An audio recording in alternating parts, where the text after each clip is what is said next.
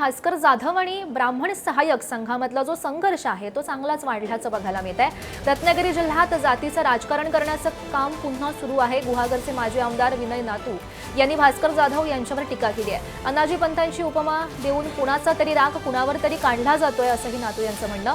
ब्राह्मण सहाय्यक संघाच्या पत्रावर भास्कर जाधव यांनी सुद्धा प्रतिक्रिया दिलेली होती। समाजाचा कुठेही उल्लेख केला नाही, त्यामुळे मी माफी मागणार नाही असं भास्कर जाधव यांनी म्हटलेलं होतं। जिल्ह्यामध्ये जातीचं राजकारण करण्याचं काम हे गेल्या अनेक दिवसांपासून परत सुरू झालं आहे। त्याची एक काही दिवसापूर्वी गुहागर तालुक्यात बैठक झाली, तिथे अशाच जातीवाचक विषयांचा उल्लेख केला गेला। अनाजी पंताची उपमा प्रत्येकाला द्यायची, हा कोणाचा तरी राग कोणावर तरी काढायचा हा प्रयत्न आहे। जातीच्या आधारे जे मतदार आहेत किंवा जे फॉलोअर्स आहेत यांना घाबरवण्याचं काम वेगळं सुरू झालेलं आहे। ब्राह्मण सहाय्यक संघ गुहागर म्हणजे माझ्या तालुक्यामध्ये मतदारसंघामध्ये यांनी दिलेल्या पत्राचा उल्लेख मी निश्चितपणे केला।